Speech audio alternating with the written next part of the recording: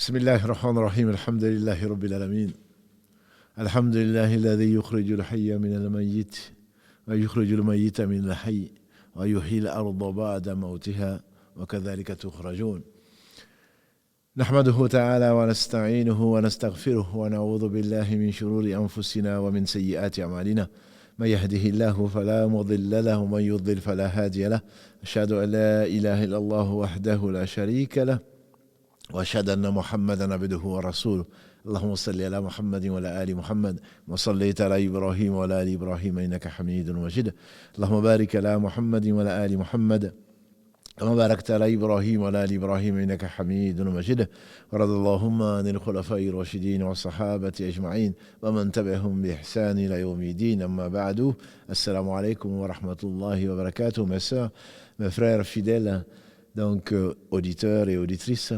Assalamu alaikum wa rahmatullahi wa barakatuh. Bienvenue donc dans ce live qui est donc qui vous est consacré donc à tous ceux qui souhaitent passer une partie donc de leur temps dans le rappel d'Allah subhanahu wa ta'ala. Quel rappel? Nous le louons, nous revenons vers le repentant, nous lui demandons protection contre les conséquences de nos péchés et les tendances de l'âme. Celui qui Allah guide, nul ne saurait l'égarer. Celui qui est privé de sa guidée, nul ne saurait lui trouver le droit chemin. Et j'atteste donc qu'il est le seul digne d'adoration. Sagesse pour laquelle il a créé les djinns et les hommes. J'atteste de la véracité, de l'exemplarité de la prophétie de Muhammad ibn Abdillah, qu'Allah bénisse ce prophète, le sceau de la prophète, le meilleur des hommes que la terre a porté, sa famille, ses compagnons et tous ceux qui les auront suivis dans le droit chemin et nous fassent l'honneur d'en faire partie. Ensuite donc, dans cet épisode 3 de notre série, l'au-delà. L'au-delà, donc au-delà de cette vie, au-delà de cette vie terrestre, qu'Allah subhanahu wa ta'ala nous la facilite. Nous avons vu dans l'épisode 2 la mort et les affres, et ensuite cette âme dont Allah seul sait la réalité. Yas'alunaka ani ruh, on t'interroge sur l'âme dans la sourate Al-Isra 17 verset 85, on t'interroge sur l'âme. Dis-leur, ya Muhammad, l'âme procède de l'ordre d'Allah subhanahu wa ta'ala. N'est-ce pas que c'est lui qui dispose de tout, il fait sortir le vivant du mort, le mort du vivant. L'âme ne meurt pas. Le corps certainement meurt, mais l'âme ne meurt pas. Et ensuite Allah va les reconstituer. Il va les coupler à nouveau. Et donc ce Seigneur subhanahu wa ta'ala a voulu que nous soyons tous équitables vis-à-vis de la mort. Et donc, Allah dit donc chaque âme va goûter la mort. Surat Ali Imran, verset 185. Toute âme va goûter la mort. Si le prophète alayhi salatu wassalam est mort, innaka mayyitun wa innahum mayyitun. Tu vois la mort et les voient la mort, comme Allah le dit dans la surat Al-Zumar 39, verset 31, comme Allah le dit, si Muhammad sallallahu alayhi wa sallam est mort, alors certainement toute âme va goûter la mort. Mais c'est pour ensuite ne plus jamais souffrir, dans son cas, et dans le cas des croyants, qu'Allah nous compte parmi ceux-là. On veut rentrer au paradis, donc il faut mourir. Donc ce Seigneur subhanahu wa ta'ala a voulu que cette mort se réalise pour les meilleurs d'entre nous. Les savants disent, notamment Ibn Qayyim, qu'Allah lui fasse miséricorde, il dit que le cœur est comme un oiseau. Considérons-le comme un oiseau, c'est une parabole bien entendu. La tête, c'est l'amour. On l'oublie malheureusement souvent. La tête du cœur, c'est l'amour. Le cœur est fait pour aimer, pas pour détester. Et la haine et l'amour ne coexistent pas. L'un va chasser l'autre. Le cœur de l'oiseau, c'est la tête de l'oiseau, c'est l'amour. Les deux ailes de l'oiseau sont l'espérance ou l'espoir et la crainte. Que devient un oiseau sans tête? Bien entendu, il est mort. C'est pour cela que malheureusement, nos adorations parfois prennent l'aspect de la routine et de l'administratif. Donc quand il n'y a pas d'amour, parce qu'on ne connaît pas Allah, si on le connaît certainement, on l'aime. Et l'espoir et la crainte sont les deux ailes. Quand l'oiseau perd une des ailes, bien entendu, ce sera la proie des prédateurs. La crainte d'Allah subhanahu wa ta'ala nous nourrir notre vie, sauf au moment où on sent la mort. C'est un moment important où il faut garder l'espoir. Le prophète alayhi salatu wassalam nous a dit qu'aucun d'entre vous ne meurt 3 jours avant sa mort, qu'aucun d'entre vous ne meurt qu'en ayant la meilleure opinion d'Allah subhanahu wa ta'ala. Il a visité un jeune qui était à l'article de la mort. Il a dit: comment te sens-tu? Il a dit: je me sens avec de l'espoir, de la miséricorde d'Allah subhanahu wa ta'ala, et je crains pour mes péchés. Et le prophète alayhi salatu wassalam a dit: personne ne meurt dans ces conditions sans que Allah ne lui donne ce qu'il espère, c'est-à-dire sa miséricorde, et ne le préserve de ce qu'il craint, à savoir les conséquences de nos péchés. Donc l'espoir doit être de mise. C'est pour cela que quand Aïcha, notre mère, une des femmes du prophète sallam dans ce bas monde et certainement dans l'au-delà, quand elle allait mourir, Ibn Abbas Kalalagré ainsi que son père lui dit à Aïcha: il ne te reste plus que peu de temps pour rejoindre celui que tu aimes le plus. Allah a révélé des versets dans la sourate An-Nur pour t'innocenter. Quand on a demandé au prophète alayhi salatu wassalam quelle est la personne qu'il aimait le plus, il a dit Aïcha. Elle a dit: laisse-moi tranquille, laisse-moi tranquille. J'aurais préféré ne pas exister. Donc nous avons dit la mort est une réalité et Allah a voulu dans sa sagesse donc libérer cette âme qui, quand elle est belle, quand elle a été obéissante à Allah, comme on a vu la semaine dernière, mardi dernier, elle est recueillie par les anges dans un linceul embaumé du parfum du paradis et qui se l'arrache. Et l'âme rentre, dépasse le premier, on lui ouvre la porte du premier ciel, du deuxième, du troisième jusqu'au septième. Et donc chaque porte du paradis espère recueillir cette âme. Et ensuite, donc l'âme sera inscrite à Illiyin, le livre, qu'Allah inna kitabal abrara la fi Illiyin.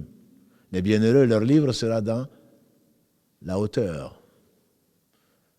Et donc ensuite, quand le corps va être enterré, et nous y viendrons, c'est pour cela qu'aujourd'hui notre thème de ce 3e épisode, c'est la tombe. Mais avant d'y arriver, l'âme reste le temps que le corps soit enterré. Quand c'est l'âme donc d'un pervers, d'un prétentieux, d'un orgueilleux qui a fui, qui a refusé, qui a traité de mensonge les versets d'Allah subhanahu wa ta'ala, la porte du ciel ne sera pas ouverte, du ciel le plus bas, comme Allah le dit subhanahu wa ta'ala, وَالَّذِينَ كَذَّبُوا بِآيَاتِنَا, ceux qui ont traité de mensonge nos signes, la porte du ciel ne va pas être ouverte. Et ils ne rentreront pas au paradis tant que le chameau ne passera pas par le trou de l'aiguille. Surat Al-A'raf 7, verset 40. Et donc cette âme flotte et ne dépasse pas le premier ciel, ne rentre pas jusqu'à ce que donc le corps soit enterré et ensuite il va le rejoindre. Donc quand on est à côté du moribond, on doit faire des invocations, on doit lui rappeler la shahada, pas dire la ilaha illallah, mais simplement le répéter à côté de lui. La ilaha illallah, la ilaha illallah. Et si son dernier mot est la ilaha illallah, il sera certainement au paradis comme nous a enseigné le prophète sallallahu alayhi wa sallam. Une fois donc que l'âme est sortie, recueillie par Malak al-Maut, l'ange de la mort, à ce moment, on doit refermer les yeux, mettre le mort sur le côté droit ou sur le dos. On doit le couvrir. Et ensuite, annoncer la nouvelle. Et parmi les choses dont il a droit, avant d'être enterré, c'est bien le lavage mortuaire. Lavage mortuaire, que nous avons dit, il suffirait, disent les savants, qu'on mette de l'eau dessus, c'est tout. Mais la sunna veut qu'on l'élève, donc sur un plan élevé, qu'on lui presse un tout petit peu le ventre pour faire sortir ce qui éventuellement était en transit. Vous avez compris, que ce soit l'urine ou les déchets. Et ensuite, on nettoie, mais toujours avec la partie intime, les parties intimes toujours qui sont couvertes. L'islam respecte jusqu'aux morts. Et même l'eau qu'on doit utiliser pour laver les morts doit être une eau qui est tiède. Ni trop chaude, ni trop froide.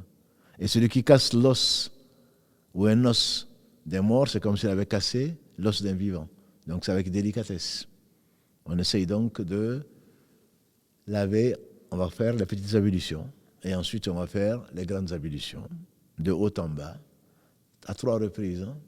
Et s'il y a toujours de la saleté, puisqu'on ne sait pas comment les gens vont mourir, on va jusqu'à 5 fois et après, donc on laisse la chose en état. Simplement, il faut savoir que ce lavage mortuaire est un honneur, est une obligation collective, et même celui que l'on trouve pas entier.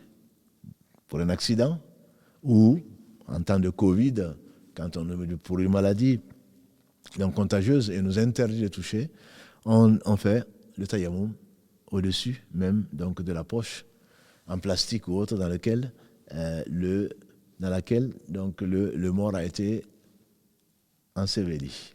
Et par conséquent, on fait juste le tayammum comme on sait le faire. Donc quand on le lave et ensuite on le parfume, comme ceci a été rapporté du prophète sallallahu alayhi wa sallam, avant donc de le transporter. Et on fait donc une salat janaza, qui est la prière donc mortuaire. La salat janaza est une obligation collective également. Et le prophète alayhi salatu salam l'a pratiqué toute sa vie et a ordonné également de le faire. On donc va ensevelir ce corps dans un linceul propre, pas forcément neuf, mais aujourd'hui on sait que les gens ont les moyens, parce que les morts, disait Abu Bakr, ont plus besoin de neuf que les vivants ont plus besoin de neuf que les morts. Mais néanmoins, quand on peut mettre du neuf, on met du neuf, mais certainement ni de la soie, ni des choses qui sont précieuses. On le couvre avec 3 pièces quand c'est possible pour les hommes et 5 pièces pour les femmes. Même après les morts, les femmes sont plus habillées, entre guillemets, que les hommes. 3 pour les hommes et 5 pièces pour les femmes quand c'est possible. Quand ça a été à Uhud, le martyr de Mus'ab ibn Umayr, il n'avait qu'un qamis, un seul habit. Et le prophète sallallahu alayhi wa sallam, quand il couvrait sa tête, ses pieds étaient découverts. Et quand il couvrait ses pieds avec, sa tête était découverte. Il a fini par couvrir donc sa tête et mettre quelques feuilles sur ses pieds pour les cacher, ce qui oblige donc à couvrir tout le corps avec le linceul. On a dit 3 pièces pour les hommes, 5 pour les femmes quand c'est possible. Quand ce n'est pas possible, ce n'est pas possible. Sauf pour le pèlerin, celui qui est en état d'ihram.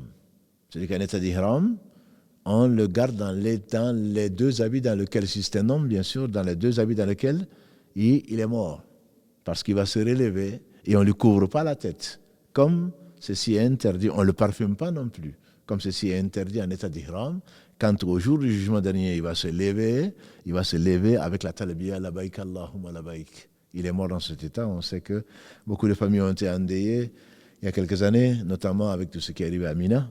Et donc la bonne nouvelle, c'est que ceux qui sont morts en état d'ihram vont se réveiller en état d'ihram. Et donc, on n'a pas à couvrir leur corps. De même pour le lavage mortuaire, on ne lave pas le martyr. Le martyr, on l'enterre tel que, on le couvre par contre, on l'enterre tel que, puisque s'il a été touché par des coups ou autre chose, et donc le sang qui coulait va ressortir, il va se réveiller avec ce sang-là, mais qui va sentir du musc. Ça, ce sont juste quelques détails.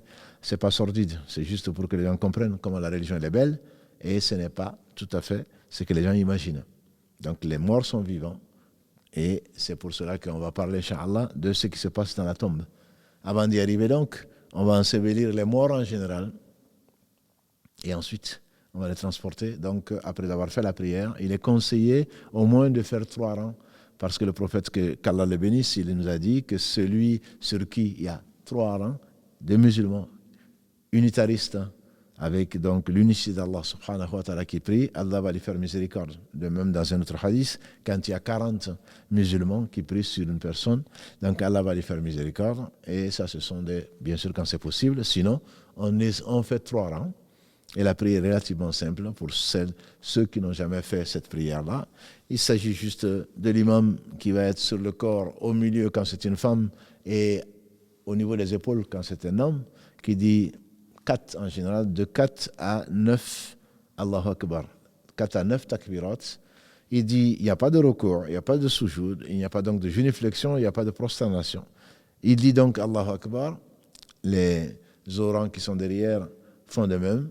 Il lit la Fatiha, ensuite il dit, tout est à voix basse, il dit Allahu Akbar ensuite, et il prie sur le prophète sallallahu alayhi wa sallam comme nous le faisons dans le tashahhud. Allahumma salli ala Muhammadin wa ala ali Muhammad, kama sallaita ala Ibrahim wa ala ali Ibrahim, jusqu'à la fin des différentes versions.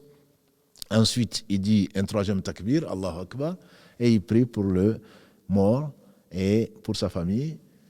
On peut également prier pour les musulmans vivants comme morts. Ensuite, il fait un quatrième takbir et il fait le salam, un seul salam dans le rite maliki. Et dans d'autres, on peut faire deux salams. Mais également, après le quatrième takbir et dernier, on peut également prier pour le mort, pour la famille, qu'Allah leur accorde la récompense, etc. Et également pour les autres musulmans vivants comme décédés. On peut aller jusqu'à 9, mais généralement on s'arrête à 4, en tout cas dans ce qui est le plus courant dans la pratique prophétique. Donc ceci est une obligation collective, comme je dis. Le prophète alayhi salatu wassalam a dit que celui qui, dans ce qui a été rapporté par l'imam al-Bukhari, celui qui fait la salat janaza, la prière sur le mort, Allah lui donne un qirat de récompense. Un qirat, c'est l'équivalent d'une montagne de récompense. Qui d'entre nous n'en aura pas besoin. Et celui qui accompagne le mort dans le cortège funèbre aura également un qirat. Donc au moins participer à la salat janaza. Si on peut accompagner, on l'accompagne, ça fait 2. On aura gagné 2 montagnes donc, de récompense. Donc on transportera le corps dans un linceul, et la sunna, c'est de précéder donc, le cortège, précéder le corps. Ça a été la pratique de Muhammad sallallahu alayhi wa sallam et de ses nobles compagnons, notamment Abu Bakr et Omar, marchaient devant donc, le cortège funèbre, qui était transporté bien entendu, pour aller vers donc, ce lieu qui est le cimetière dont on parlera, Inch'Allah, dans 2 minutes. Il est également conseillé de presser le pas. Le prophète sallallahu alayhi wa sallam a dit, quand c'est un bienheureux qui attend donc la félicité, il dit « amenez-moi vite ». Et quand c'est un malheureux pour ce qu'il a mérité, il dit « où est-ce que vous m'amenez ?» Dans tous les cas, on se débarrasse entre guillemets de ce malheureux et on amène ce bienheureux vers sa demeure donc, de félicité qui est l'antichambre donc, du paradis, en tout cas dans son cas. Et enterré, donc arrivé au cimetière, il est déconseillé de s'asseoir avant que l'on dépose donc, la dépouille. On attend que la dépouille soit déposée et ensuite on peut s'asseoir et on creuse donc, la tombe si elle n'a déjà pas été creusée, puisqu'aujourd'hui, avec le peu de temps, etc., on creuse déjà la tombe qui va accueillir. Et dans notre sunna, la sunna, ce qu'Allah aime, subhanahu wa ta'ala, c'est creuser le trou de la tombe et faire une fente latérale qu'on appelle le lahad. Une fente latérale, de telle façon que quand on va mettre le mort, en faisant entrer d'abord ses pieds, quand on va mettre le mort dans la fente latérale et quand on va combler le trou, ce qu'on va faire descendre ne va pas être directement sur le corps, mais ça va être à côté. Dans un cercueil, bien sûr, ce n'est pas le cas. Ça, c'est le shaq, comme l'a dit le professeur sallam, le lahad, c'est-à-dire la fente latérale est notre sunna, notre façon d'agir. Quant aux autres confessions, c'est plutôt le shaq, c'est-à-dire on creuse directement et on met directement le mort. Dans l'islam, il y a de la miséricorde même pour le mort. Donc, il y a une fente latérale où on va placer le mort et ensuite, on va donc combler le trou qui est en réalité à côté. C'est là donc que les choses sérieuses commencent, entre guillemets. On a pleuré, mais sans lamentation, puisque le prophète sallam a dit qu'il faut éviter de se lamenter, de se tirer les cheveux. Et dans les pays, malheureusement, où il y a des pleureuses qui sont même payées pour cela, il faut savoir que celui qui a ordonné cela, si c'est le mort qui l'a ordonné, et certainement il sera châtié, dans le hadith rapporté par l'imam Muslim, à cause des lamentations. Quand on dit pleure, là il s'agit de lamentation. C'est-à-dire, on se lamente, on se plaint de Dieu, pourquoi il a pris notre être aimé, etc., etc. Celles qui s'arrachent les cheveux, etc., sont des choses qui sont formellement interdites dans l'islam. Et le prophète alayhi salatu wassalam a été jusqu'à exiger des femmes dans leur serment d'allégeance qu'elles ont fait au prophète alayhi salatu wassalam, il a exigé qu'elles ne se lamentent pas donc à la mort de leurs proches. Le deuil reste 3 jours pour tout le monde, sauf pour la veuve. La veuve a un deuil de 4 mois et 10 jours, comme Allah le stipule dans son noble livre. Le deuil ne veut pas dire qu'il ne faille pas se laver, comme on entend parfois, qu'il ne faille pas se peigner, qu'il faille s'habiller en noir pour les femmes, etc. Ce sont des questions de coutume. En Arabie, si c'est en noir, en Afrique, ça peut être en noir, mais dans certains pays, les veuves s'habillent plutôt en blanc. Peu importe, ce n'est pas la couleur, ça ne veut pas non plus dire qu'on ne vit pas. Ça veut simplement, on se lave tout à fait normalement, simplement, on ne s'embellit pas.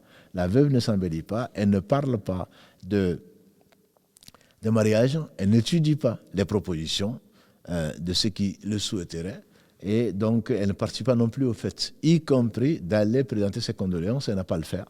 Elle n'a pas à le faire, elle reste chez elle, et encore moins participer se maquiller ou participer donc à des fêtes de mariage ou autre chose. Ceci est formellement interdit. Elle n'a pas ni à se marier. Il y a un délai de viduité, comme Allah l'a dit, de 4 mois et 10 jours, 4 mois lunaires. Et donc, également, elle est en deuil. Et pour tout autre, que ce soit le frère, que ce soit la sœur, que ce soit pour qui tout autre que la veuve, c'est 3 jours donc de deuil.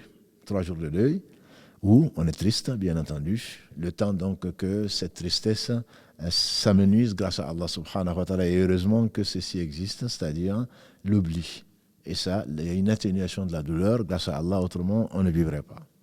Autrement on ne vivrait pas. Également les condoléances, on fait des condoléances au cimetière, à la maison, pendant 3 jours. Voilà la sunna. On va présenter ses condoléances, on va faire des prières, donc pour les morts, pour le défunt en particulier, mais on n'a pas donc à organiser une séance de condoléances pour recevoir, ça ce sont des choses qui sont inventées dans l'islam, ce sont des innovations.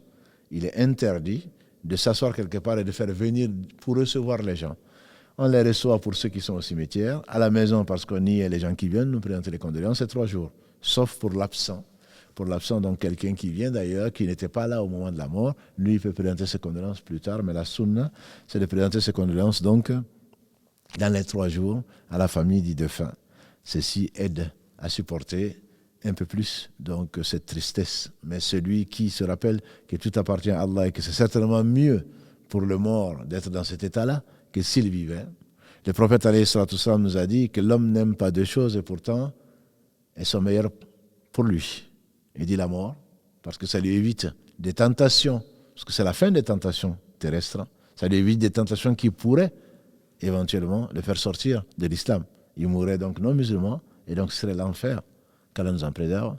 Et il n'aime pas également la pauvreté, et pourtant les pauvres rentreront au paradis 500 ans avant les riches, et il a visité le paradis, la moitié des habitants étaient des pauvres, et qui n'auront donc pas de beaucoup de choses à rendre compte, puisque l'homme ne bougera pas d'un pas au jour du jugement dernier avant d'avoir répondu à 4 questions, dont une seule est comment tu as eu ton argent et comment tu l'as dépensé. L'homme n'aime pas la pauvreté et pourtant c'est mieux pour lui. Bref, on arrivait donc, on a déposé cet homme, cette femme dans le lahad ou dans son cercueil et on a recouvert. À peine on entend les pas. À peine on entend les pas. D'après le hadith d'Abu Huraira, qu'Allah l'agrée, rapporté par l'imam Muslim, l'imam Ahmad dans son Musnad, d'après Abu Huraira, qu'Allah l'agrée, à peine déposé dans la tombe, et qu'on entend encore les pas, des gens qui l'ont accompagné, voilà que 2 anges traversent la terre, et ne me demandez pas comment. 2 anges traversent la terre et le font asseoir. Les 2 anges, d'après un hadith rapporté par l'imam Tirmidhi, toujours du même Abu Huraira, qu'Allah l'agrée, ces 2 anges s'appellent Nakir et Munkar. Ce sont des anges noirs aux yeux bleus. Anges noirs aux yeux bleus qui traversent donc la terre et qui font asseoir le mort, et l'âme me rejoint à ce moment-là, le corps. Et c'est le début de l'interrogatoire. Mais pour le croyant, Allah veut que les prières qu'il faisait dans ce moment, se mettent au niveau de la tête, en disant, vous n'aurez pas accès à moi, à celui qui a prié, vous n'aurez pas accès par ce côté-là que je défends. La prière va venir se mettre en défenseuse ou en défenseur du mort, du côté de la tête. Le jeûne va défendre le corps du côté de la droite. Quant à la zakat, pour ceux qui ont eu l'honneur de le dépenser, de le payer, la zakat vient défendre le corps du côté de la gauche. Il reste une porte d'accès qui est le côté des pieds. Alors, ce sont les bonnes actions, les autres bonnes actions qui viendront défendre le corps. Et en particulier, le lien de parenté que l'on a essayé, que l'on doit et qui est sacré à respecter, qui vient barrer la route donc d'accès à cet homme. Donc, il est protégé des quatre côtés. Quand il va être assis, les anges vont dire « assieds-toi », il va dire « attendez ». Parce qu'à ce moment-là, pour lui, ce serait comme la prière du Asr, entre le Asr et le coucher du soleil. J'ai pas, en se levant, quand l'âme va rentrer dans le corps, ce sera comme au moment du Asr. Il va dire attendez un peu, je vais faire ma prière. Les anges vont dire non, attends. Tu réponds aux questions, ensuite tu vas faire la prière. Il va insister, je vais faire la prière. Les anges vont dire non, pas avant de répondre aux questions. Les trois questions sont connues. Quand il y a un examen, quand il y a une fuite et quand on connaît les questions, on se précipite et on les prépare. Et Allah nous a donné les trois questions qui seront posées à tout un chacun. À savoir, Ma Rabbuk, quel est ton Seigneur? Ma Dinuk, quelle est ta religion?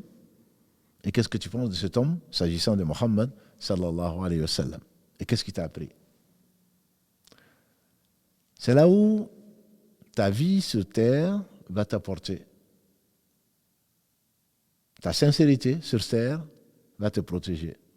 Allah dit subhanahu wa ta'ala dans la sourate 14, sourate Ibrahim, يثبت الله الذين آمنوا بالقول الثابت في الحياة الدنيا وفي الآخرة. Allah raffermit les croyants par la parole ferme, on dit la ilaha illallah, dans la vie d'ici-bas et dans l'au-delà. L'au-delà, on dit, c'est dans la tombe. Dans la vie d'ici-bas et dans l'au-delà. يثبت الله الذين آمنوا بالقول الثابت في الحياة الدنيا وفي الآخرة. ويضل الظالمين. Et Allah laisse dans l'égarement les injustes.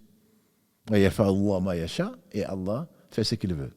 Surat Ibrahim 14, verset 27. Donc ce Seigneur subhanahu wa ta'ala va raffermir la langue du croyant. Quand on va dire qui est ton Seigneur, il dira c'est Allah. Il sait, il l'a connu, il l'a aimé, il lui a obéi, il s'est éloigné de sa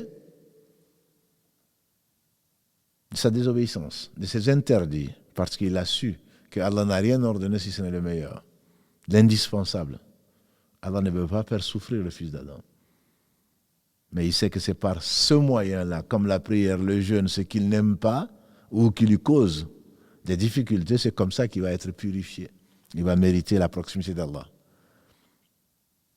Alors, quand il répondra à ces trois questions, quelle est ta religion? Il dira c'est l'islam. Inna dina inda Allahi l'islam, dit Allah dans la sourate Al-Imran 3, verset 19. La religion pour Allah, c'est l'islam. Et Allah dit également dans le verset 85, وَمَنْ يَبْتَغِ غَيْرَ الْإِسْلَامِ دِينًا فَلَنْ يُقْبَلَ مِنْهُ وَهُوَ فِي الْآخِرَةِ مِنَ الْخَاسِرِينَ. Verset 85 de la même sourate Ali-Imran, celui qui recherche une façon de rapprocher d'Allah, autre que sa religion, Allah ne va pas l'accepter de lui et demain dans l'au-delà, il fera partie des gens qui sont perdants. Il dira l'islam est ma religion. Pourquoi? Parce qu'il a connu. Talabul ilm farida ala kulli muslim. La recherche de la science est une obligation pour chaque musulman. Il a étudié, même il peut être analphabète, mais il a étudié comment prier, comment jeûner, comment se marier, comment faire ce que Allah a rendu obligatoire. Les choses qui sont obligatoires pour tout un chacun. Et il a pratiqué. Il n'a pas fait partie des gens qui sont maghdoub alayhim, les gens qui ont couru colère, qui savent et qui n'ont pas pratiqué, ils sont nombreux parmi les musulmans. Il n'a pas non plus été parmi les égarés, dalin, qui ne savent pas et qui font ce qu'ils veulent, pensant bien faire. Pensant bien faire. Dans le verset 103 de la sourate Al-Kahf, sourate 18, que vous lisez tous les vendredis ou presque, qu'il est conseillé de lire pour illuminer sa semaine. Allah dit قل هل ننبئكم بالأخسرين أعمالا الذين ضل سعيهم في الحياة الدنيا وهم يحسبون أنهم يحسنون صنعا. Dis-leur, ya Muhammad, ne vous informerai-je pas des pires des perdants? C'est ceux qui perdent leur énergie dans la vie de ce bas monde pensant bien faire. Voilà les égarés. C'est pour cela qu'on demande à Allah 17 fois par jour pour ceux qui prient. Ihdina sirata al-mustaqim, sirata al-ladhina an'amta alayhim. Guide-nous dans le droit chemin, le chemin de ceux que tu as comblés de tes bienfaits. Ghayril maghdubi alayhim, non de ceux qui ont encouru colère. C'est qui savent et qui ne pratiquent pas. Et combien ils sont nombreux parmi les musulmans. Voilà, Dodin, les gens qui sont égarés, et il y en a beaucoup également, qui pensent bien faire alors qu'en réalité, ils ne font que du mal. Ma communauté, a dit le prophète sallallahu alayhi wa sallam, ma communauté va se diviser en 113 parties. La communauté juive, de confession juive, s'est divisée en 111 parties. Les chrétiens sont divisés en 112 parties. La communauté juive, une seule ira au paradis, les 70 autres en enfer, ceux qui n'ont pas suivi Moussa. La communauté chrétienne, une au paradis, les 71 qui n'ont pas suivi Jésus, en enfer. Il dit, moi, ma communauté va se diviser en 113 parties. 71, 72, 73 parties, une seule ira au paradis. Les 112 en enfer, qu'Allah nous en préserve, ce sont les égarés. Bien qu'ils fassent ta shahada, bien qu'ils fassent partie de la communauté, ils iront en enfer. Pourquoi? Parce qu'ils ont dévié. Ils ont fait des choses que Allah subhanahu wa ta'ala n'a pas aimé et n'a pas ordonné. On dit, mais quelle est cette partie? Il a dit, ce sur quoi moi je suis moi aujourd'hui, moi et mes compagnons. Qu'Allah les agrée tous.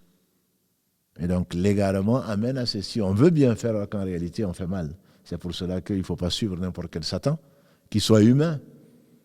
J'ai entendu il n'y a pas si longtemps que cela une histoire, quelqu'un qui se prend pour ce qui n'est pas. Il s'est dit proche de Dieu, il dit que quand Nakir et Munkar, les deux anges vont arriver dans la tombe, quand ils vont t'interroger, c'est moi qui vais répondre. Jamais le prophète Mohammed sallallahu alayhi wa sallam lui-même n'a jamais dit cela. Il ne répondra pas. Il ne répondra pas. Ces trois questions sont posées à tout le monde, sauf deux catégories. Ce sont les prophètes, que Dieu les bénisse, qui, une fois enterrés, sont dans leur tombe en train de prier. Allah a interdit aux bêtes de la terre de dévorer la chair des prophètes. Que ce soit Moïse, que ce soit Noé, que ce soit Abraham, que ce soit Mohammed, que ce soit les prophètes avant eux, avant lui en tout cas, que ce soit, je ne parle pas de Jésus puisqu'il n'est pas mort, comme Allah le dit dans la sourate An-Nisa 4, versets 157 à 159. Sourate 4, versets 157 à 159, « Wa ma qataluhu wa ma salabuhu » Il n'a pas été crucifié, il n'a pas été tué. Mais Allah l'a élevé, il reviendra avant la fin des temps, comme on le verra Inch'Allah plus tard. C'est l'un des signes de la fin du monde. Et ce qu'on trouve dans le Coran, ce qu'on trouve dans la Sunna. Mais là, nous parlons de quoi? Nous parlons des prophètes. Eux, ils ne seront pas interrogés, puisque c'est eux qui ont amené la vérité. Une autre catégorie ne sera pas interrogée, ce sont les martyrs. Le prophète, que Dieu le bénisse, il a dit, le fait que des épées tournent autour de la tête suffisent comme stress. Il n'a pas parlé de stress, bien entendu, suffisent comme crainte et effraiement pour celui donc, qui est mort pour la cause d'Allah subhanahu wa ta'ala. Après, il y a les enfants qui sont morts avant l'âge de la puberté. Mais il y a une divergence dessus. Si les savants disent qu'eux aussi ne seront pas interrogés, puisqu'ils ne sont pas responsables, Urufi al-Qalam, le prophète a dit la plume est levée pour 3 personnes. L'enfant jusqu'à ce qu'il soit pubère, le fou jusqu'à ce qu'il retrouve la raison, et celui qui dort jusqu'à ce qu'il se réveille, puisqu'ils ne sont pas responsables. Donc la vie existe, et il est même fort que les enfants ne seront pas interrogés puisqu'ils ne sont pas responsables. Mais dans un hadith, Abu Huraira, quand il a fait Salat Janaza, quand il a dirigé, il a dit que Allah, il a demandé que Allah le préserve de l'interrogatoire, de l'épreuve de la tombe. De l'épreuve de la tombe. En priant sur un enfant. Donc c'est la raison pour laquelle certains savants disent que même l'enfant est interrogé. Bref, le problème n'est pas là, mais la majorité, quasi-totalité des hommes, en tout cas, majeurs, seront interrogés, à part donc les deux catégories d'hommes, que sont les prophètes donc, et les martyrs, qui font partie des gens que Dieu a agréés, comme il est dit dans la sourate 4 ans, An-Nisa, verset 69. Pourquoi وَمَا يُطِعِ اللَّهَ وَالرَّسُولَ فَأُولَٰئِكَ مَعَ الَّذِينَ أَنْعَمَ اللَّهُ عَلَيْهِم مِّنَ النَّبِيِّينَ وَالصِّدِّيقِينَ وَالشُّهَدَاءِ وَالصَّالِحِينَ فَحَسُنَ أُولَٰئِكَ رَفِيقًا. Allah dit celui qui obéit au message, celui qui obéit à Allah et aux messagers, voilà ce qu'Allah comble de ses bienfaits, qui sont les prophètes, les hommes véridiques et les femmes véridiques, les martyrs témoins et les gens qui font le bien. Et quelle belle compagnie. Donc à part ces deux catégories d'hommes, les autres seront interrogés. Mais ça, c'est l'épreuve de la tombe. Ce n'est pas le châtiment de la tombe, qu'Allah nous en préserve. C'est l'épreuve de la tombe. Ceci est arrivé même au meilleur. L'exemple qui me vient en tête, c'est Sa'ad ibn Mu'adh, le chef des Haus. Vous connaissez les Haus? C'est l'une des factions des Ansar de Médine. Et c'était un homme courageux, un vrai croyant. Quand il est mort, le trône d'Allah subhanahu wa ta'ala a tremblé, comme l'a dit le prophète sallallahu alayhi wa sallam. Le trône d'Allah a tremblé. On dit d'amour, tellement il a une place chez Allah subhanahu wa ta'ala. Il s'appelait Saad ibn Mu'adh. Et le prophète alayhi sallam, après l'avoir enterré, il s'est accroupi, il a dit priez pour votre frère Saad. Il est en train de subir l'épreuve de la tombe. Il n'a pas dit le châtiment, l'épreuve de la tombe. Si Saad n'a pas été épargné, alors que Allah l'a honoré par le fait que le trône, la créature la plus énorme qu'Allah ait créée, celui qui a tout créé sans besoin, s'est mis à trembler à la réaction quand Saad est mort. Et pourtant, le trône a tremblé, pourtant il a été éprouvé dans sa tombe pour lui poser ces trois questions. Pour rendre une histoire longue, courte, quel est ton Seigneur? C'est Allah. Quelle est ta religion? C'est l'islam. Qu'est-ce que tu penses de ce temps, Mohammed? L'homme répondra, le croyant il répondra, j'atteste qu'il est le messager, serviteur d'Allah. Qu'est-ce qu'il t'a enseigné? Le Coran. Alors, on lui dira, on lui montrera, on lui ouvrira une porte sur sa place en enfer. Je ne me suis pas trompé, c'est bien en enfer. On dira, voilà ce que tu aurais mérité si tu n'avais pas bien répondu. Si tu n'avais pas donné ces trois bonnes réponses, voilà ce que tu aurais mérité. Mais Allah te l'a changé et t'a réservé une place au paradis qu'on va lui montrer. Et parce qu'il a dit ça, matin et soir, on lui montrera, on ouvrira une fenêtre sur le paradis, il verra sa place et il dira que le jour de la résurrection arrive rapidement pour qu'il puisse rentrer dans ce paradis. Le prophète alayhi sallam a dit, chacun d'entre nous a deux places. Une place qu'on espère ne jamais occuper, c'est la place en enfer. Et une place qu'on espère occuper, c'est la place au paradis. Et à ce moment, une fois qu'il a répondu, il est sorti d'affaire. Et voilà que un homme s'approche de lui d'une belle allure. Et le mort lui dira, ne me demandez pas comment le mort va parler. Le mort lui dira, je ne te connais pas, mais tu ressembles à quelqu'un de bien. Il dira effectivement, moi je suis tes œuvres. Les bonnes œuvres que tu as faites, Allah va les transformer en un homme qui va te tenir compagnie dans la tombe jusqu'au jour de la résurrection. Et la tombe va s'élargir, comme on le trouve dans le hadith d'Abu Huraira, qu'Allah l'agrée, dans le Musnad de l'imam Ahmad, la tombe va s'élargir de 70 coups de large, ce qui fait environ 20 et quelques mètres de large. C'est bien 10 fois plus large que les 2 mètres carrés dans lesquels nous sommes enterrés.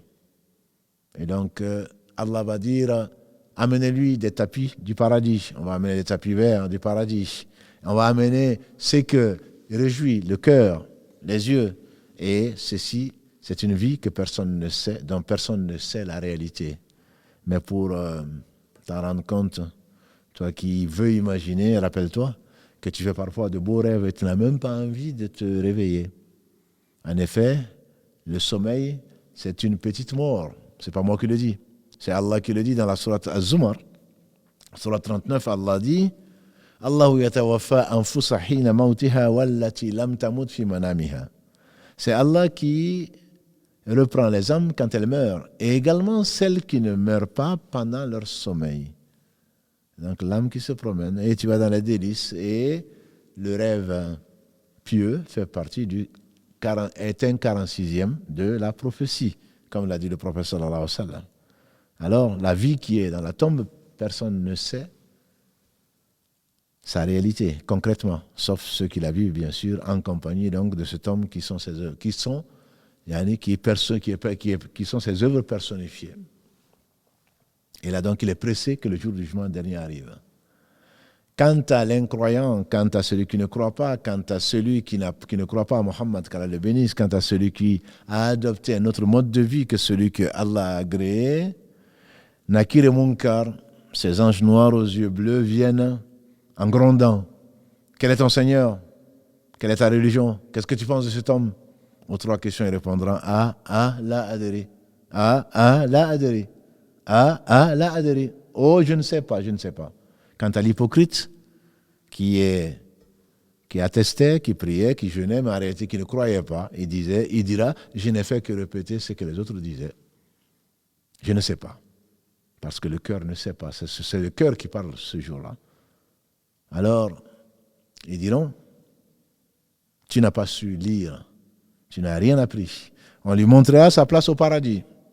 Je n'abuse pas, c'est sa place au paradis. Et ils diront, voilà ce que tu aurais pu mériter si tu avais pu répondre. Mais voilà ce que tu as mérité, on lui montrera sa vraie place en enfer, qu'Allah nous en préserve.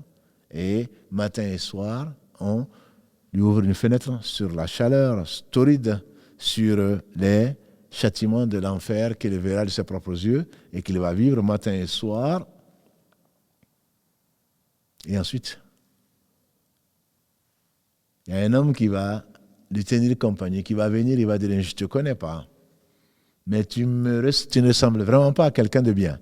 Il va dire, je ne suis rien d'autre que tes œuvres. Voilà le jour pour lequel tu aurais dû te préparer. Cet homme laid va lui tenir compagnie. Allah va ordonner qu'on lui amène des tapis de l'enfer et avec des tourments que Allah seul sait, entre les serpents et tout ce que l'on peut imaginer. C'est bien pire qu'un film d'horreur, parce que ce n'est pas un film, parce qu'il va le vivre. N'est-ce pas qu'on se réveille souvent en sueur après avoir fait un cauchemar, pour ceux qui en doutent. Mais ce cauchemar va être perpétuel, entre guillemets, jusqu'au jour de la résurrection, en compagnie de cet homme laid. Et donc avec toutes sortes de choses qu'on ne peut même pas imaginer. Ça, c'est le sort de celui qui n'a pas cru en Allah, le sort de celui qui n'a pas cru au messager, puisque celui qui n'a pas cru à un seul messager a démenti tous les messagers. Et c'est pas fini. Quant à celui qui, même musulman, a fait les causes pour avoir le châtiment de la tombe, qu'Allah nous en préserve, c'est-à-dire il a désobéi à Allah sans se repentir. Il n'a pas fait ce que Allah lui a ordonné de faire pour son bien, comme la prière, comme donner la zakat, etc. Il a passé son temps à médire le reste. Les savants disent en général tout ce qui provoque la colère d'Allah subhanahu wa ta'ala et son châtiment. Parce que l'autre a fait quoi? A connu Allah. Allah ne saurait châtier quelqu'un qu'il a connu, donc qu'il a aimé et qui a fait ce qu'il aime et qui s'est éloigné de ce qu'il n'aime pas. Quant à l'inverse, les causes générales sont celles-là. Celui qui a fait ce qu'Allah n'aime pas. La colère d'Allah, la malédiction d'Allah lui tombe dessus. Et ça, c'était déjà dans le bas monde, même si ça n'est pas tout rendu compte, mais dans la tombe, ceci commence. Il peut avoir fait la shahada, il peut avoir prié, il peut avoir jeûné. À ce moment-là, il va être châtié dans la tombe le temps qu'Allah seul sait. Un jour meilleur qu'aujourd'hui, le meilleur des hommes passait et il s'est arrêté dans un cimetière où il a vu en tout cas les tombes. Il s'est arrêté, il a pris une branche d'un arbuste qu'il a cassé en deux et qu'il a planté les deux parties, les deux morceaux, sur deux tombes. Il a dit, ceux-là sont châtiés pour une chose qui pourtant est facile mais grave, ou une chose qui n'est pourtant pas difficile mais qui est grave. l'un ne se préserve pas de son baoul, de son urine. Quelqu'un qui, d'un point de vue propriété hygiénique, notamment, on sait que la validité de la prière dépend de la propriété du lieu, du corps et des habits. Celui qui ne s'abstient pas, qui ne se nettoie pas, qui ne fait pas attention, sa prière n'est pas valable. Et l'autre, s'aimer la zizanie entre les gens, l'anamima, en arabe, l'anamima. Et donc celui qui sème l'anamima, et Allah sait qu'il y en a beaucoup, je ne parle pas des médisants et des médisantes, je ne parle pas des calomniateurs et des calomniateuses, cela risque le châtiment de la tombe. Jusqu'à quand? Jusqu'à ce que Allah décide le contraire.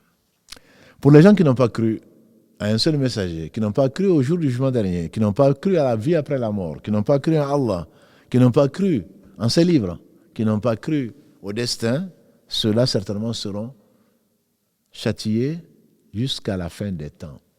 Quand on parle de fin des temps, de la vie terrestre, puisqu'il y a l'éternité, jusqu'à la résurrection, qui ne fait pas partie donc du sujet abordé aujourd'hui, ni dans l'émission prochaine, Inch'Allah. Quant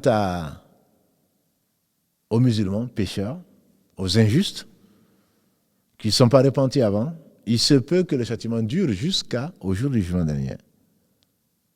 Mais il se peut que le châtiment s'arrête à cause d'invocations de ses enfants ou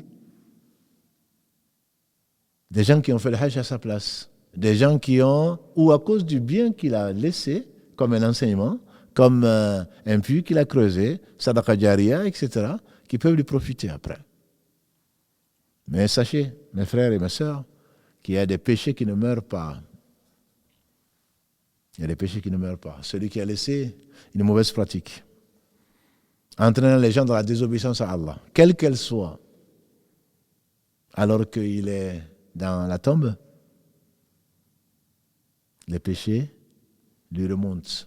Puisque celui qui a montré le mauvais chemin, la désobéissance à Allah, il a le péché plus le péché de tous ceux qui ont reproduit ce chemin-là. Ne voyez-vous pas que Caïn, Qabil, le premier fils de Adam qui a tué son frère, Habil, Caïn et Abel, celui qui a tué Abel, le prophète alayhi salam nous a dit, il n'y a pas un sang qui coule injustement sur la terre sans que le péché remonte au premier qui a tué son frère, c'est-à-dire Caïn qui a tué Abel.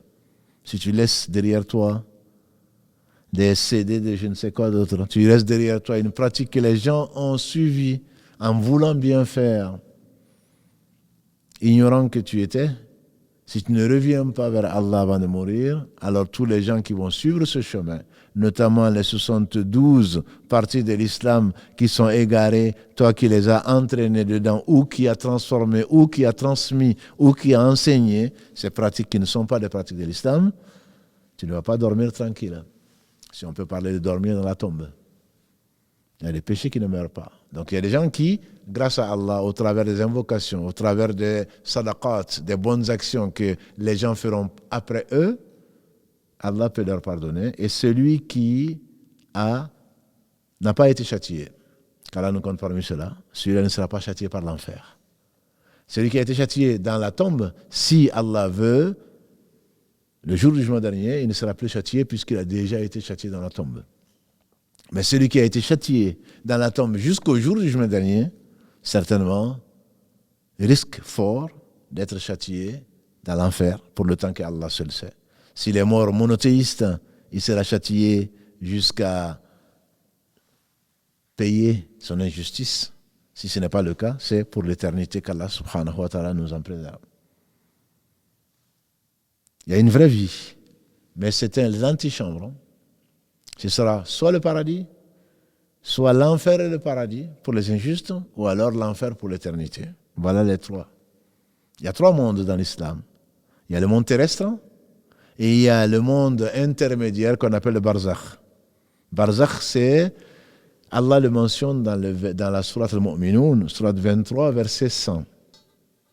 Barzakhun, c'est que Kalla, Certainement pas, il y a un chemin un aller sans retour. C'est-à-dire que c'est un barzakh, c'est une séparation entre la vie terrestre et la vie de l'au-delà. La vie de l'au-delà commence dans la tombe et elle se poursuit pour l'éternité. Et donc barzakh, c'est la tombe. Et Allah, dans sa miséricorde, a voulu qu'il y ait une tombe.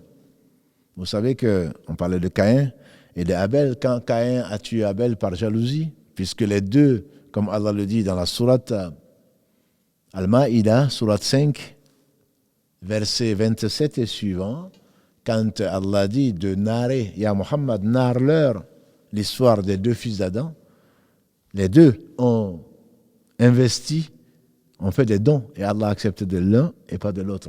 Celui de qui il a accepté a dit, Allah n'accepte que les pieux. La jalousie a poussé Caïn à tuer Abel. Et ensuite, Allah, dans sa miséricorde, il ne savait pas comment se débarrasser du corps, entre guillemets. Et voilà que Allah a envoyé un oiseau, Ghurab, en train de creuser la terre. C'est ainsi qu'il a dit, malheur à moi. Est-ce que je ne peux pas être comme cet oiseau, ce corbeau, pour ensevelir, creuser la terre et ensevelir donc le corps de mon frère. C'est ainsi que, ça c'est le verset 31 de la sourate Al-Ma'ida, sourate 5. Et la gravité de tuer une âme sans raison, comme Allah le dit dans le verset 32 qui le suit, c'est pour cela que nous avons prescrit au fils d'Adam, et au fils d'Israël plutôt, que celui qui a tué une âme sans raison, c'est comme s'il avait tué l'humanité entière. Celui qui a tué une âme sans raison, c'est comme s'il avait tué l'humanité entière. Et celui qui sauve une âme, c'est comme s'il avait sauvé l'humanité entière. Ce châtiment de la tombe, on a des preuves dans le Coran, pour ceux qui se disent coranistes et qui ne trouvent pas les preuves. La preuve la plus citée, c'est le verset 46 de la sourate Al-Ghafir, le pardonneur, sourate 40. Allah parle, dans ce verset 46, de Pharaon et de sa famille. Pharaon et ses acolytes. Ils seront châtiés avant d'être, et au jour du jugement dernier, ils seront exposés au plus grand châtiment. Ils seront châtiés où? Dans leur tombe. Et ce châtiment concerne toute personne qui aura vécu et qui sera au moins à l'âge adulte, qui ne sera ni martyr ni prophète, peut être concerné par ce châtiment si la personne est morte injuste. En effet, un jour meilleur qu'aujourd'hui, le prophète sallallahu alayhi wa sallam, il avait été sur une mule et il était chez les Banu Najjar. Il était sur une mule, tout d'un coup, la mule a quitté la route et il a dit, la mule vient de fuir parce qu'elle a entendu le châtiment de la tombe. Quelles sont ces deux tombes? On dit que c'était deux tombes de polythéistes. Et Pharaon, comme on le sait, châtié matin et soir, on lui exposera sa place en enfer. Avant le jour du jugement dernier, il fera partie, bien entendu, des modèles de châtiment dans l'enfer pour l'éternité. Et également, notre mère Aïcha Kalalagré, elle dit, il y a une femme de confession juive qui est venue la voir en lui disant, les corps sont châtiés dans la tombe. Elle a dit non, puisqu'elle n'en avait pas entendu parler. Alors le prophète, alayhi salatu salam, quand il est revenu, elle lui a dit, voilà, telle personne de confession juive m'a dit ça, et il a dit, alayhi salatu salam, oui, c'est vrai. Que ce soit polythéiste, que ce soit de telle confession ou telle autre, l'épreuve de la tombe, qui est ton Seigneur, quelle est ta religion, qu'est-ce que tu penses de ce prophète-là, est une chose qui concerne tout un chacun. La façon, la réalité, Allah seul la sait.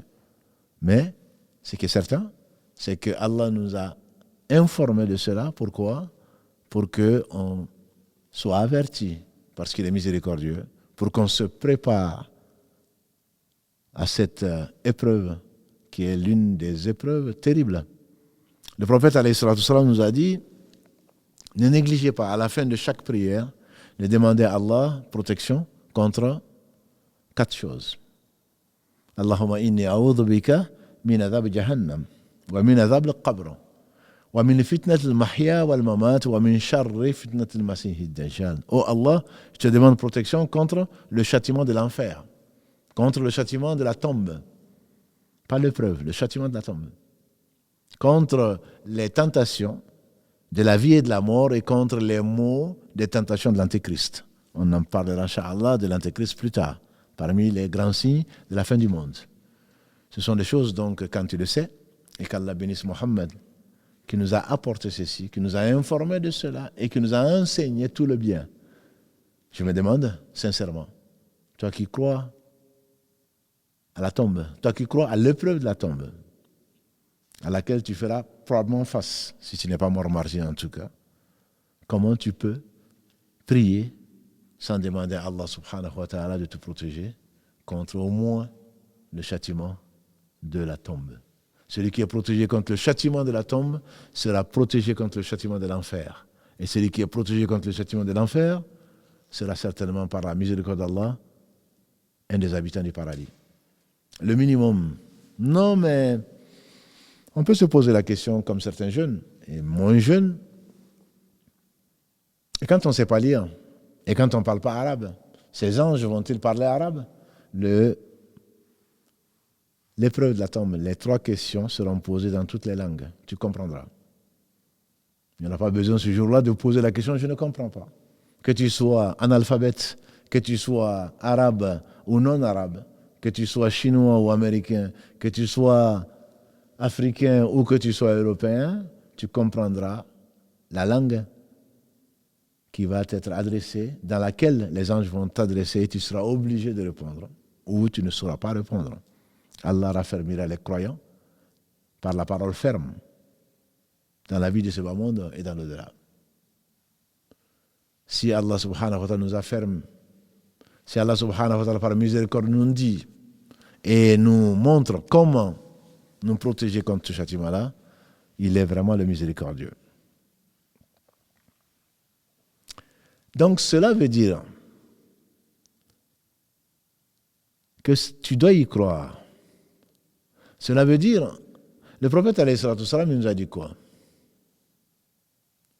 Il nous a dit, si je ne craignais que vous n'enterriez vos morts, c'est-à-dire on va trouver comme un bétail décimé des corps partout. Des corps partout. Parce que on n'irait pas, on craindrait d'enterrer nos morts. Il dit, si je ne craignais pas que vous n'enterriez pas vos morts, j'aurais demandé à Allah de vous faire entendre ce que moi j'entends, c'est-à-dire le châtiment des gens de la tombe. Tous les animaux, il dit, toutes les créatures l'entendent, sauf les hommes et les djinns. Parce que si on l'entendrait, ce ne serait plus du ghaïb, ce ne serait plus de l'invisible. Quand on a une piqûre, quand on voit des choses affreuses, on finira par croire, mais ça on les verra. Beaucoup les verront à l'article de la mort. Beaucoup les verront à l'article de la mort. Là, ça ne sert plus à croire. Ça ne sert plus de croire, comme on le verra, Inch'Allah, quand le soleil va se lever de son occident, qui est un des grands signes de la fin du monde. Ou quand l'âme monte au gosier, comme ceci est arrivé à Pharaon quand il s'est noyé. C'est quand il était noyé, il allait être noyé, qu'il a dit, j'atteste qu'il y a d'autres êtres dignes d'adoration si ce n'est le Dieu adoré par les Banu Israël. Ou dans un autre verset, par Haroun et Moussa. Et Allah lui dit quoi? Al-an, que maintenant seulement. Donc quand l'âme atteint le gosier, il est trop tard. À ce moment-là, ne croira ou on ne tiendra compte de la croyance que de celui qui avait cru auparavant. Comme quand le soleil va se lever de son occident, comme on le verra, Inch'Allah. Quand le soleil va se lever de son occident, c'est l'un des 10 grands signes cités dans le même hadith du prophète sallallahu alayhi wa sallam. Donc si on entendait les morts en train de souffrir, en train de crier, et Nakir et Munkar ne sont pas complaisants, comme tous les anges, ils sont obéissants. Le prophète alayhi salatu salam était un jour meilleur qu'aujourd'hui avec l'ange Gabriel. Et puis ils ont rencontré un ange qui avait un air sévère. Il avait un air sévère. Le prophète que Dieu le bénisse, il dit, c'est qui ça? Il a dit, c'est l'ange Michael. L'ange Michael. Et pourquoi il ne sourit pas? Il dit, il n'a jamais souri depuis que Allah a créé l'enfer. Depuis que Allah a créé l'enfer, il n'a pas souri. Et le prophète alayhi salam nous disait, si vous saviez ce que je sais, vous rirez peu et vous pleurerez beaucoup. Parce que je vous assure, mes frères, mes sœurs, ce n'est pas pour vous faire peur. C'est pour qu'on se prépare à ce jour. Le fameux hadith dont nous avons parlé la semaine dernière, rapporté par l'imam Ahmad. Un jour, le prophète sallallahu alayhi wa sallam est arrivé, comme le disait le narrateur, le compagnon du prophète sallallahu alayhi wa sallam. Il a dit, le prophète sallallahu alayhi wa sallam est arrivé alors qu'on était en train de creuser le lahd dont on a parlé. On était en train de créer le lahd, donc l'antichambre que l'on met dans la tombe, dans les pays musulmans. Ici, ce n'est pas le cas en Europe, puisque c'est le cercueil, pour des raisons. Ça, c'est le shaq. On creuse et on met la tombe, pour des raisons d'hygiène, pour l'eau fluviale et l'eau souterraine. Et donc, on est dans le cercueil. Mais dans les pays musulmans, c'est le lahd. On était en train de savoir que le corps était posé et on finissait de creuser son logis, là où on allait mettre le corps. Et il s'est accroupi. Et il a pris un petit bâton qu'il tapotait contre la terre. Il a dit, demandez protection auprès d'Allah contre le châtiment de la tombe. Ils ont dit, nous avons demandé protection auprès d'Allah contre le châtiment de la tombe. Il a continué. Il pleurait jusqu'à ce que la terre était mouillée. Il a dit, demandez protection auprès d'Allah contre le châtiment de la tombe. Nous avons demandé protection auprès d'Allah contre le châtiment de la tombe. Il a dit à nouveau, demandez protection auprès d'Allah contre le châtiment de la tombe. Nous avons demandé protection auprès d'Allah contre le châtiment de la tombe. Il a dit, c'est pour cela, c'est pour ce jour-là qu'il faut se préparer, en train de pleurer jusqu'à ce que la terre était mouillée. Ça, c'est le prophète sallallahu alayhi wa sallam. Alors comment ne pas se préparer contre le châtiment de la tombe? Comment ne pas invoquer Allah sincèrement le dernier tiers de la nuit ou à la fin de chaque prière, au moins 5 fois par jour, demander à Allah de nous protéger contre le châtiment de la tombe? Une conviction. L'épreuve de la tombe, la plupart des gens la vivront, y compris les gens qui se sont fait incinérer, y compris les gens qui ont été dévorés, y compris les gens qui ont été noyés. Leur tombe sera soit l'eau, soit l'air, soit ce qu'Allah veut. Et on a rappelé peut-être l'histoire de cet homme qui a dit avant ça à l'aune de sa mort. Quand il a senti la mort venir, il a fait venir ses enfants, il leur a dit, qu'est-ce que j'ai été pour vous? Ils ont dit, le meilleur père. Combien on aimerait que nos enfants disent de nous cela. Tu as été le meilleur père. C'est qu'on n'a rien à te reprocher. Que Dieu te passe miséricorde, que Dieu te récompense par le meilleur. Il a dit alors, vous savez, quand je vais mourir, vous allez brûler mon corps. Vous savez, l'incinération et le reste, ce n'est pas pour des raisons écologiques, ce n'est pas d'une nouveauté. Ça se faisait. Ça, c'était avant le prophète sallallahu alayhi wa sallam, puisqu'il nous parle de choses qui étaient passées. Il a dit, avant vous, il y avait un homme. Et la suite de l'histoire. Et donc, il a dit, vous allez brûler mon corps et garder les cendres. C'est moins cher aujourd'hui, c'est plus économique, mais ne pense pas que tu vas échapper à l'épreuve de la tombe, même au châtiment de la tombe. Et vous allez attendre, dit-il, un jour de grand vent, et vous allez disperser mes cendres. Dans une autre version, vous allez disperser mes cendres dans de l'eau, de la mer. Et Allah va le ressusciter. Et Allah va lui demander, bien qu'il sache avant de l'avoir créé, pourquoi tu as fait ça? Il dit, parce que j'ai craint ta rencontre. J'ai craint ta rencontre. C'est pour cela que j'espérais que tu n'allais pas me rassembler. Et c'est pour cela que le prophète alayhi salam nous a dit, Allah ne réunira pas deux craintes dans le même cœur. ni deux états de quiétude dans le même cœur. Celui qui craint sa rencontre, et sa rencontre est sûre. Ma mère me disait qu'Allah lui fasse miséricorde, personne ne l'a absenté. Personne n'est mort en disant, tiens, j'ai trouvé Allah absent, donc je reviens. C'est un aller simple, sans retour. C'est continu. Si ta tombe est illuminée, si ta couche est une couche faite de moquettes ou de tapis du paradis, si tu préfères des lits surélevés, Allah en est capable. Ça entre ce moment et la résurrection, c'est Allah qui crée tout, tu auras l'impression de n'être resté que très peu. On sait très bien les moments d'angoisse, les secondes d'angoisse, on a l'impression que c'est l'éternité. Sans compter ce que le professeur Sam nous a décrit dans le hadith de Barra ibn Azib, dont je venais de parler tout à l'heure, et qui parle donc de la sortie de l'âme du corps jusqu'à ce que Allah l'accueille au-dessus du 7e ciel ou en dessous dans le sijin pour celui qui a encouru sa colère. Al-Barra ibn Azib, dans ce hadith, il nous a parlé que les côtes s'entremêlent quand les gens sont châtiés dans l'enfer et dans la tombe. Et Allah seul sait ce que c'est que le châtiment de l'enfer. Allah seul sait ce que c'est le châtiment de la tombe. Et Al-Hassan al-Basri, quand il fasse miséricorde, on lui fait dire, mieux vaut que quelqu'un te parle de l'au-delà qui te fasse pleurer, plutôt que de chercher les gens qui te font rire. Parce que c'est une réalité.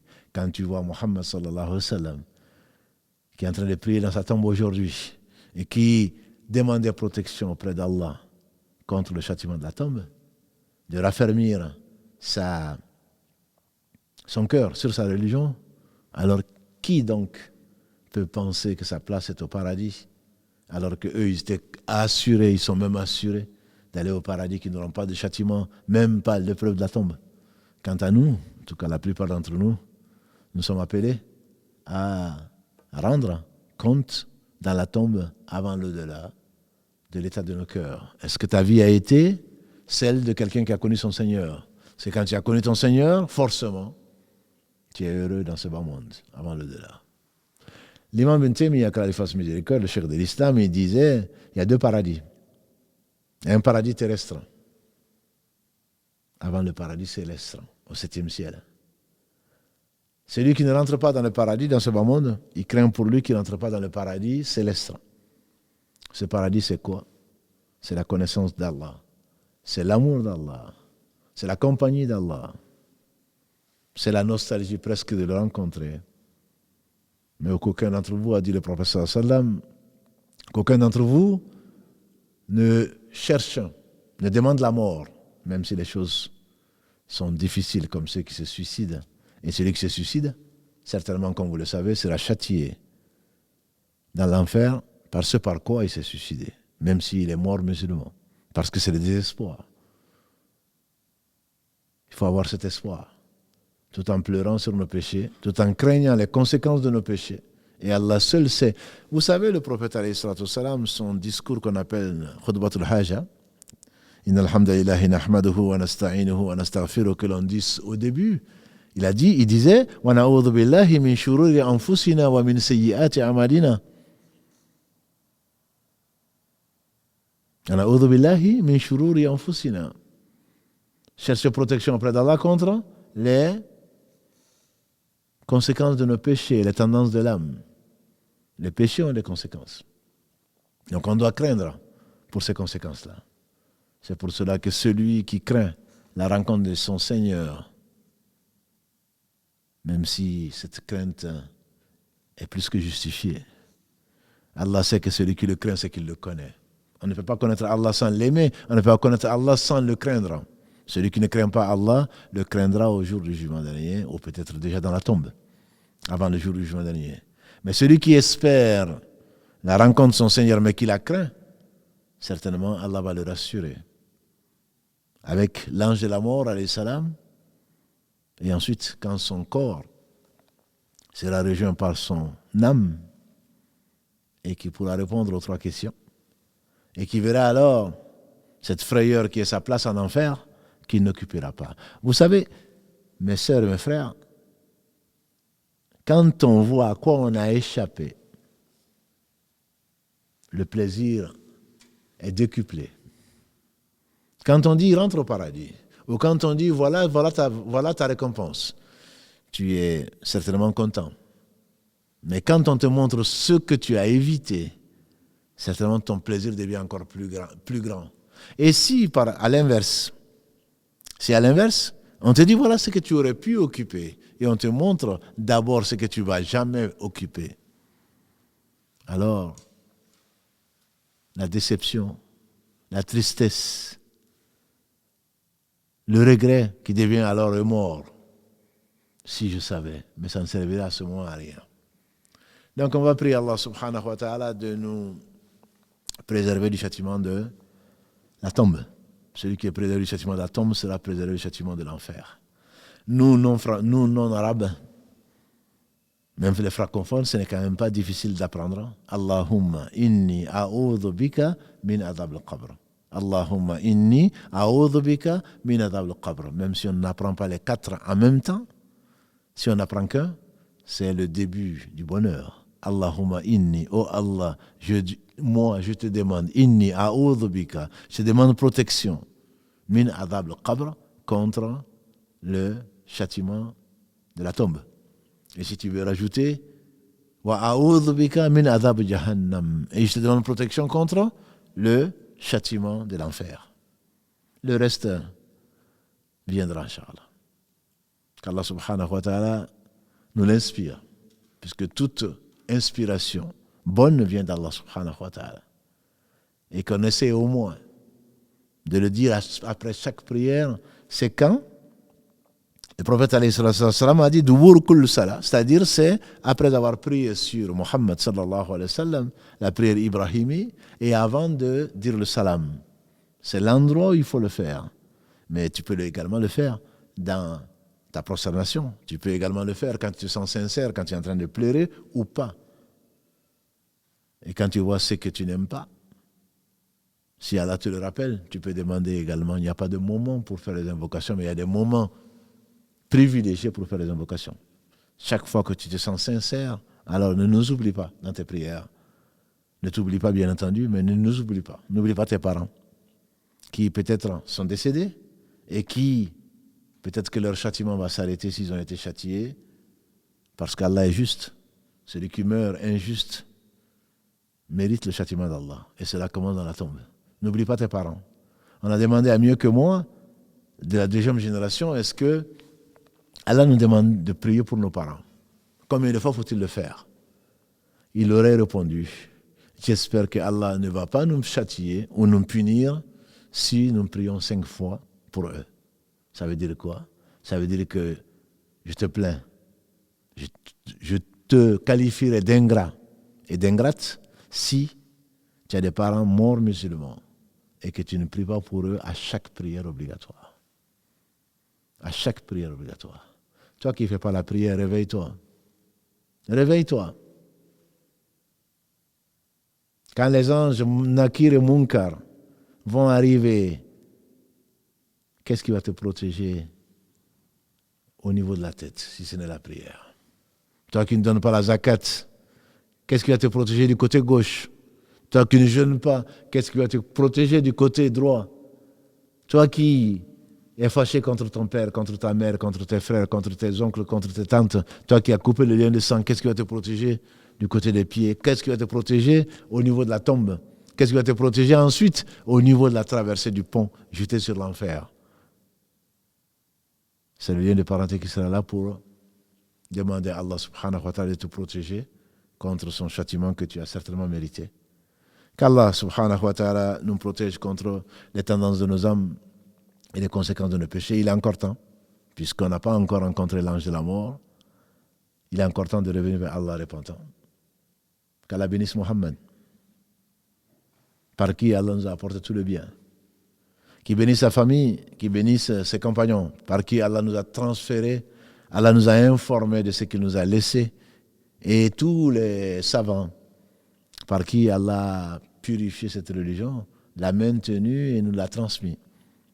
Et donc, les œuvres que nous faisons, 3 choses accompagnent le mort, a dit le prophète sallam, sa famille, ses biens et ses œuvres.